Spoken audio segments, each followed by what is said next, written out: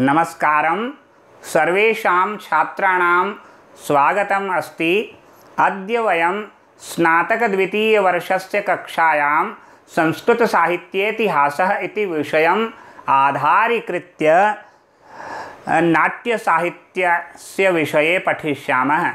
नमस्कार विद्यार्थियों, पिछले वीडियो में हमने नीति कथाओं एवं पशु कथाओं, लोक कथाओं इत्यादि के विषय में पढ़ा था।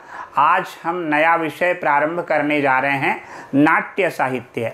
हमने महाकाव्य साहित्य पढ़ा, गद्य साहित्य पढ़ा, खंड काव्य पढ़ा। अब नाटकों के विषय में पढ़ेंगे, इसलिए उसे कहा नाट्य साहित्य। संस्कृत भाषा में विशाल नाट्य साहित्य उपलब्ध होता है।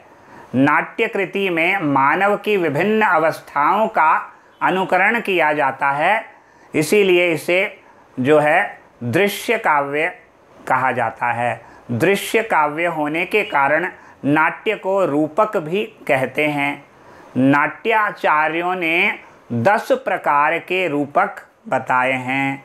इनमें से सबसे श्रेष्ठ अच्छा जिसे माना गया है वह नाटक माना गया है।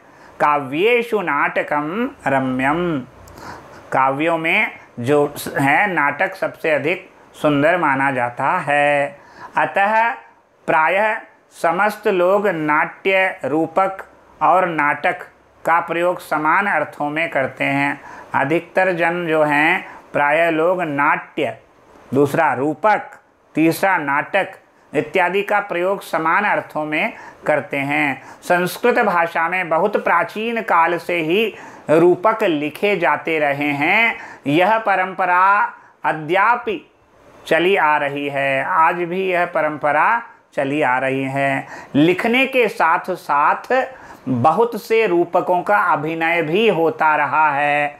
राजसभाओं में विशिष्ट अवसरों पर संस्कृत रूपकों का अभिनय किया जाता था। इसी प्रकार ग्रामों एवं नगरों में भी नाटक मंडलियां जो है जनता के मनोरंजन के लिए नाटक खेला करती थी।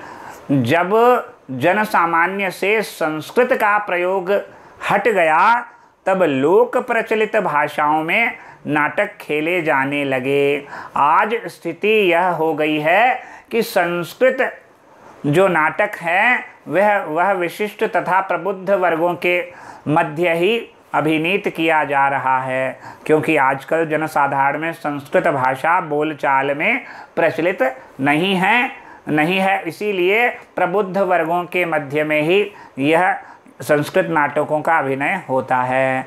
लेकिन अब धीरे धीरे संस्कृत का प्रचार प्रसार बढ़ रहा है। संस्कृत रूपकों की उत्पत्ति कैसे हुई?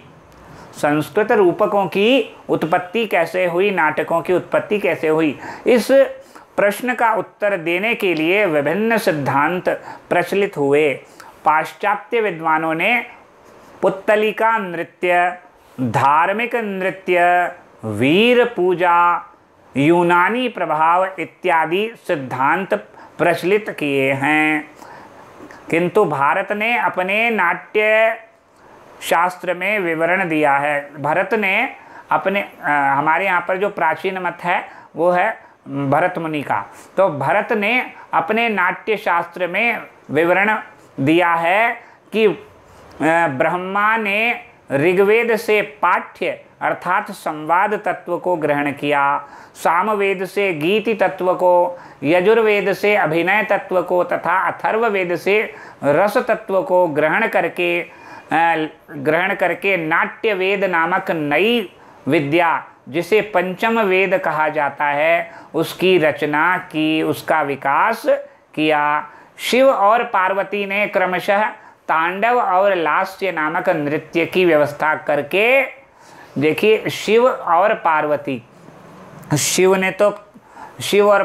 ने क्रमशः, शिव ने तो तांडव और पार्वती ने लास्य नामक नृत्य की व्यवस्था करके इस विद्या को समृद्ध बनाया, आगे बढ़ाया। नाट्य शास्त्र के अनुसार भरत के पुत्रों और शिष्यों ने अप्सराओं एवं गंधर्वों के साथ मिलकर अमृत मंथन एवं त्रिपुरदाह ये नाम के 2 रूपक रूपकों का अभिनय किया था सर्वप्रथम। देखिए यहाँ पर एक भरत मुनि के नाट्य शास्त्र में यह वर्णन प्राप्त होता है। क्या वर्णन प्राप्त होता है? नाट्य शास्त्र के अनुसार भरत के पुत्रों एवं शिष्यों ने अप्सराओं एवं गंधर्वों के साथ मिलकर अमृत मंथन और त्रिपुर दाह नामक रूपकों का अभिनय किया था। ये ही प्रथम रूपक थे। इस विवरण में कल्पना का अंश भले ही अधिक हो, किंतु एक बात सर्वविदित सत्य है, यह बात निश्चित है कि संस्कृत नाटकों की उत्पत्ति इसी देश में जन सामान्य के मनोरंजन के लिए हुई है। इन पर विदेशी प्रभाव का प्रश्न ही नहीं उठता है। भरत मुनि का नाट्य शास्त्र रूपकों के संबंध में व्यापक विधान करने वाला ग्रंथ प्राप्त होता है, जिस ग्रंथ के 36 अध्याय हैं। किसके? भरत मुनि का जो नाट्य शास्त्र है उसमें 36 अध्याय हैं। इस भरत मुनि के नाट्य शास्त्र में रूपकों के भेद, कथा वस्तु, पात्र, रस, गीति, नृत्य, रंगमंच की व्यवस्था, भाषा का प्रयोग आदि विषयों के विस्तृत नियम बतलाए गए हैं। इनका समय, भरत मुनि जी का समय 100 ईस्वी पूर्व से 300 ईस्वी के मध्य माना गया है। इसके नियमों की व्यापकता को देखते हुए यह कहा जा सकता है कि बहुत प्राचीन काल में ही नाटक से संबद्ध विज्ञान विकसित हो गया था। इसमें नाटकों के पर्याप्त मात्रा में लिखे जाने का भी अनुमान सिद्ध हो जाता है। ये सिद्ध हो जाता है कि भारत में नाट्य परंपरा बहुत प्राचीन है। इसमें नाटकों के पर्याप्त मात्रा में लिखे जाने का भी अनुमान होता है। यहाँ कुछ प्रमुख जो है संस्कृत नाटकों का हम अध्ययन करेंगे, उनका परिचय प्राप्त करेंगे। सबसे पहले कवि भास जी के विषय में पढ़ेंगे। भास प्रसिद्ध नाटककार हुए हैं। उसके बाद हम कालिदास जी के नाटक पढ़ेंगे। इस प्रकार ये नाट्य परंपरा आगे अग्रसर होती चली जाएगी। और यहाँ पर हम सर्वप्रथम जो नाटककार उपस्थित हो रहे हैं उनका नाम है भास। भास के विषय में हम यहाँ पर थोड़ा सा पढ़ लेते हैं। भास के नाटक सन 1912 ईस्वी में टी गणपति शास्त्री जी को त्रिवेंद्रम अर्थात केरल में 13 रूपकों की प्राप्ति हुई, जिन्हें उन्होंने भास की कृतियां बताकर प्रसिद्ध किया। इन रूपकों को भास नाटक चक्र का संयुक्त नाम दिया गया। देख लीजिए वापस से, सन 1912 ईस्वी में टी गणपति शास्त्री जी को त्रिवेंद्रम केरल में, त्रिवेंद्रम केरल की राजधानी जो है तिरुवनंतपुरम कहते हैं और त्रिवेंद्रम भी बोलते हैं, वो केरल में 13 रूपकों की प्राप्ति हुई, जिन्हें उन्होंने भास की कृतियां बतलाकर प्रसिद्ध किया। इन रूपकों को भास नाटक चक्र का संयुक्त नाम दिया गया है। इसके पूर्व तक भास का नाम प्रसिद्ध संस्कृत नाटककार के रूप में जाना जाता था, किंतु उनकी कोई कृतियां उपलब्ध नहीं हुई थी। आरंभ में उन सभी रूपकों को भास्कृत मानने में विद्वानों को आपत्ति हुई थी, किंतु धीरे धीरे यह विवाद समाप्त हो गया। इन रूपकों में परस्पर इतना अधिक साम्य है और इतना अधिक साम्य और अर्थात समानता पाई गई है कि इन्हें भास रचित मानने में कोई आपत्ति नहीं है। भास के काल के विषय में भी इसी प्रकार का विवाद है। पाश्चात्य विद्वान उन्हें कालिदास के कुछ पूर्व अर्थात 3री शताब्दी ईस्वी में रखते हैं और गणपति शास्त्री ने उनका काल, भास का काल 3री शताब्दी ईस्वी पूर्व ही माना है। कुछ भारतीय विद्वान उनका स्थिति काल 400 ईस्वी पूर्व तक ले जाते हैं। अधिकांश विद्वानों का यह विचार है कि भास 100 ईस्वी पूर्व से 200 ईस्वी के मध्य रहे होंगे। भास की रचनाओं को 4 भागों में विभाजित किया जा सकता है, जिसको हम अगले वीडियो में प्रारंभ करेंगे। सबसे पहले 4 भागों में विभाजित किया जाता है। प्रतिमा और अभिषेक रामायण, प्रतिमा और अभिषेक ये दो नाटक हैं जो रामायण पर आश्रित हैं। दूसरा बालचरित, पंचरात्र, मध्यम व्यायोग, दूत वाक्य, दूत घटोत्कच और कर्णभार तथा उरुभंग, ये नाम के जितने भी रूपक हैं ये महाभारत पर आश्रित हैं। स्वप्न वासवदत्तम तथा प्रतिज्ञा यौगंधरायण, ये उदयन और वासवदत्ता की प्रसिद्ध कथा पर आश्रित हैं। और अविमारक तथा चारुदत्त, ये कल्पित कथा वस्तु पर आश्रित रूपक हैं।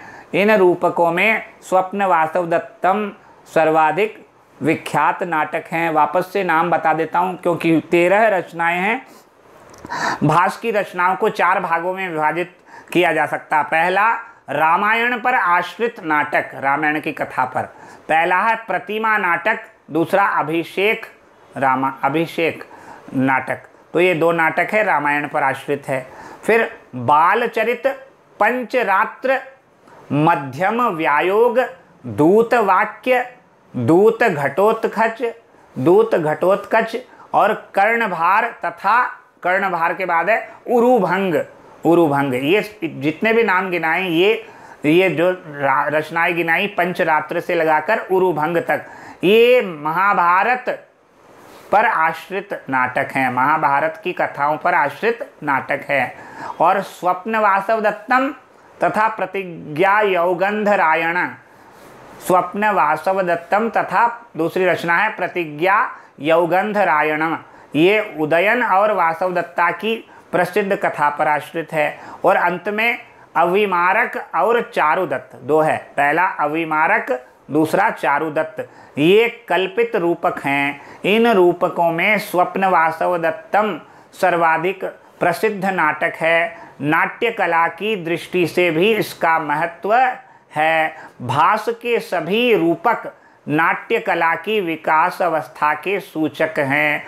भाषा की सरलता, छोटे वाक्यों का प्रयोग, अभिनय की सुगमता, उचित हास्य प्रयोग तथा कला की दृष्टि से भास के नाटक बहुत महत्वपूर्ण हैं। चारुदत्त 4 अंकों का रूपक है जो बाद में शूद्रक के मृच्छकटिकम की रचना का आधार बना। भास की कल्पना शक्ति तथा कथानक को सजाने का कौशल बहुत उत्कृष्ट है। भास के रूपकों में उस काल की सामाजिक एवं सांस्कृतिक सूचनाएं पर्याप्त रूप से मिलती हैं। इनमें पात्रों का सजीव अंकन किया गया है तथा रस की योजना भी उत्कृष्ट कोटि की है। अतः यहाँ पर हमारा भास की रचनाएं पूर्ण हो जाता है। अगले वीडियो में हम श्री महाकवि कालिदास जी के नाटकों के विषय में पढ़ेंगे। तब तक के लिए यहीं विराम देते हैं। नमस्कार, धन्यवाद।